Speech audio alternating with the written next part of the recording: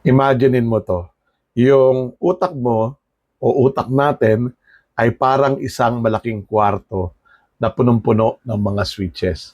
Merong mga naka-on, ito yung mga naniniwala ka na talent na meron ka, skills na meron ka, na ginagamit mo at naniniwala ka, nahuhusay ka pa kaya pinalalakas mo.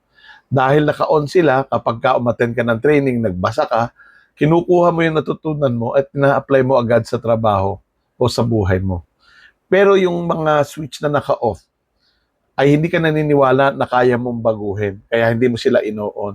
Kahit umattend ka ng training, makinig ka ng buong araw, halos instantly, makakalimutan mo rin yung lahat na rinig mo pag uwi mo. Sayang yung oras, effort, at pera ng kumpanya at ng sarili mo rin.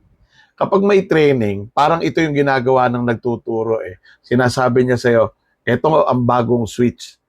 Subukan mo itong i-on, makakatulong ito sa'yo. Pero kahit gaano kaganda ang training, walang mangyayari kung ayaw mong i-on yung switch na yon. Ikaw lang ang makakagawa niyan. Hindi ang trainer, hindi ang boss mo. Sabi nga ni Carol Dweck doon sa kanyang libro na Growth Mindset, mas nag excel ang mga taong naniniwala sa kakayahan nilang matuto. Handa silang magbukas ng mga bagong switch kaysa doon sa mga taong masyadong maraming naka-off na switch kasi hindi sila naniniwala sa kakayahan nilang matuto. Kaya next time na may training na aatinan ka, tanungin mo ito, anong switch ang willing akong buksan para masulit ang oras ko, investment at growth ko?